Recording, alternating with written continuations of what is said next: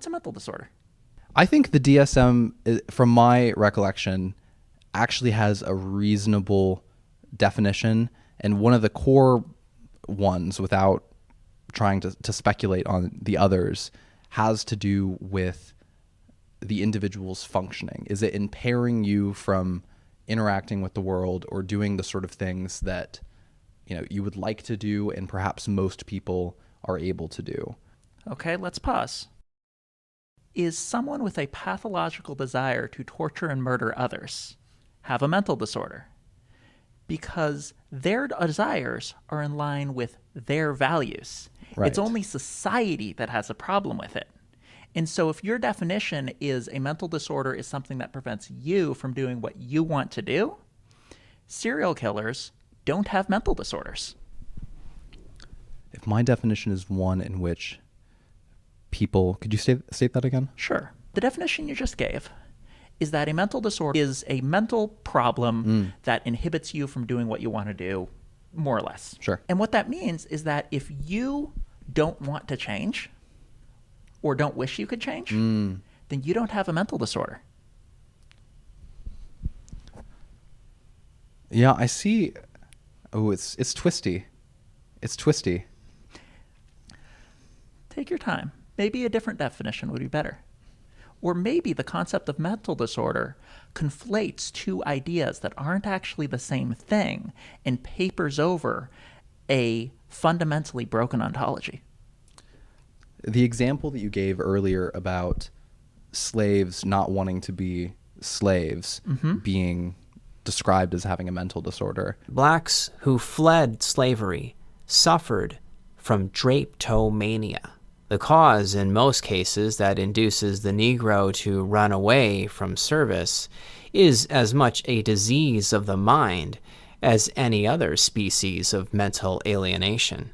Is kind of a direct contradiction to the definition that I gave earlier, because obviously from they're not... No. The definition you gave said it's only a mental disorder if you want to change. Under the mental disorder is I want to change myself. Oh, the I slaves see. didn't have a mental disorder. I see. Your own internal values, the thing that you want, can still be in like misalignment with, I don't know. I think people have like multiple values. I wonder if the disorder has anything to do with the conflict between these values, because someone might have the desire to, I don't know, like to your example, to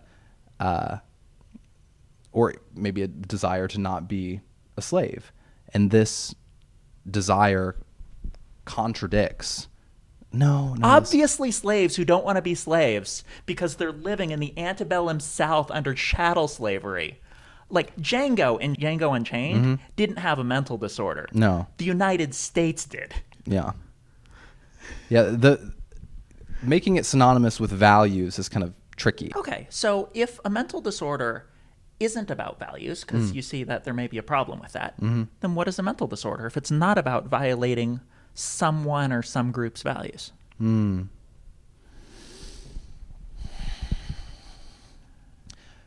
One hypothesis I just came up with was that it might be similar to a bias in some way, and that you are consistently and predictably like wrong in some area of life, but it seems a little inspecific to me. I could come up with some counterexamples to that, and I No. don't even have to say them. It doesn't fit quite well, because I'm thinking about that in relation to like ADHD, and it's not as though you're like predictably. I mean, sure, you could say that maybe your predictions on how quickly you'll get something done are consistently wrong, but that doesn't reflect the whole scope of problems associated with ADHD. So I don't know. I think really when you boil it down, I still want to reach for some sort of subjective experience with the world that's maybe persistently producing suffering of some sort. I think suffering is kind of an interesting metric because it's agnostic of your values, and is agnostic of quite a lot of other things, but really at the core, like you might have, say, antisocial personality disorder, and sure, you might want to do things that society kind of deems as problematic, let's just say. Mm-hmm. But that desire unto itself is continuing to bring you and those around you suffering. I mean, So a mental disorder is a behavior that brings you and those around you suffering?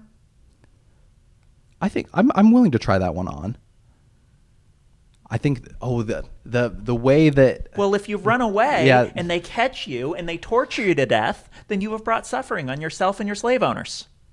that's true. That's true. And then you also think about, say the CEO of Evil Corp, who is just trying to maximize shareholder value, but at the expense of this larger, suffering perhaps that's induced by Evil Corp as a whole. So I don't know. I'm actually wrestling with this quite a bit. I thought I had a very clear understanding of what a mental disorder actually is. I mean, obviously we can point at it. We can say that like having depression, this is a mental disorder. Yes, depression is a mental disorder. We can say, like paranoia or schizophrenia, mental disorders, Well, maybe. or at the very least schizophrenia. Maybe. Maybe. Are you what is less clear about schizophrenia that's more clear about depression? Well, how do you tell if someone has schizophrenia? They think the government's trying to listen in on everything they do? Because I run Linux. Yeah, we just know that's accurate at this point. So I don't know. It's kind of tricky, but So it sounds like you're talking about a thing that isn't actually a coherent concept, but not noticing until now that the thing you're talking about isn't even a coherent concept in your head. yeah, it's Interesting, isn't it? It is kind of interesting. You've been thinking that you knew what something was and talking about it if it's real, but not noticing that the point in your head doesn't actually point to a slice of reality. I'm still skeptical of it not actually pointing to. I still have this. Hang on. Maybe it points to reality. Yeah. What I'm saying is that your arrow is broken. Yes, my arrow is broken. And it may or may not point to reality. Yeah. No, I can definitely see how like the actual concept that I have in my brain is kind of squishy and it doesn't map very cleanly, but I still feel reasonably confident that there's some way that we can draw a box around this phenomenon. Well, But would you like me to draw the box for you? I would be very curious how you draw it. Yes. So there's two types of things that we lump together in the class of mental disorder. Two major classes. And we call them both mental disorder, but I think it's good to distinguish between the two. Okay. And the first class of things that we could call mental disorder is my mind does one thing, but I want it to do something else. And the second class of behavior is your mind does something, but me and my allies and the government and society want it to do something else. I could see that. I could definitely see that. And so when you have depression, both of us are in accordance. If you've got depression, then you want your mind to be better, and the rest of society wants your mind to be better. But if I'm a slave and you're my slave owner, then I want to be free, but you want me to not want to be free. That's right. And the thing is, if I want to change my mind and everyone else wants me to change my mind, then we're all in accordance, and this is very clearly a mental disorder. If you want to change my mind and I don't want to change my mind, then suddenly we're in very dangerous territory. And can you see how this definition of mental disorder can be abused by those in power to suppress their political opponents? Yeah, no, I could see that slippery slope. Yes, and that's why homosexuality used to be in the DSM. Yeah, that is a really good point. I think it was disturbingly recently that it was removed, too. Yep, and why was it removed? Not for any scientific advancements. Right. Purely political pressure. Because the homosexuals got enough political power to remove this source of oppression. Because when you really think about it, whatever is circling the concept of mental disorder, like if it's something mechanistic, We are made of atoms. then why is it that we can, just extract this set of behaviors from disorders at will? It proves that it was never the thing. It was never about the biology. It was never about the psychology. It was about, It's that gays are gross. Yeah, exactly. Okay, I need to put a giant flashing sign up here going, he's gay. My boyfriend told me that now this cut makes me look slightly more masculine. I'm not sure if that's true. Maybe the bomber jacket or the leather jacket is doing more of that. I'd say it's ambiguous, which is actually how I like to present myself as well. It's kind of fun. It's fun to keep people guessing. They're wondering, does this guy have a mental disorder or not? Hi. There's a technique I use when I'm trying to, well, let's just say when I'm talking to people, where I do my best. And this isn't what they teach you in law school. This is what you learn when you're right and you want to really change someone's beliefs and values. You take the metaphorical gun, point it at your head, and hand them the trigger. You invite them to dismantle your own worldview, your own belief. I let you define the terms. I let you pick the topic. I let you decide what works as true or false.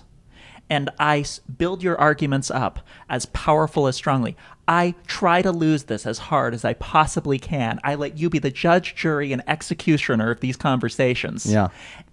And if after all of that, you can't even convince yourself that you're right, Now we're talking. well, there we go. I think it's highly effective. If you were to approach me with more of a strongly held notion that our idea of mental health is mistaken, and in fact, not only that, your idea of mental health in particular is mistaken, I'd say, the hell, LS. You see mental disorders here, here, here, and here. What are you talking about? Yeah, like what are you trying to do picking a fight like this? You are obviously correct. Mental health is obviously a coherent concept. That's definitely the right way to go about it. It's hard to do, though. It's really hard to do. And that's why we're making these videos, to Yeah. train people how to do this, so that instead of yelling at each other, they can create more Two-Faces. Yeah, yeah, that's what the world needs, honestly. It really is. It really is. More people like Two-Face and the Joker. to just say to people, do I look like the sort of person with a plan? Do I really look like a guy with a plan? Do I look like the sort of person with a plan? No, not particularly. Once you get to this point where the person's really confused but also realizes that everything you're saying is coherent, it's the optimal time to program someone with false beliefs. Ah, yeah. Because you're super vulnerable and everything's ready to be reconfigured into another stable configuration. If I wanted to mind control you and program you into a cult, now would be the right instance to insert a whole bunch of malware. That's exactly what the CIA is doing to me. At this very moment, we're all part of the PSYOP. Do you think this YouTube show isn't a PSYOP? Oh, it 100% is. You said that from the outset. You said that from the very beginning.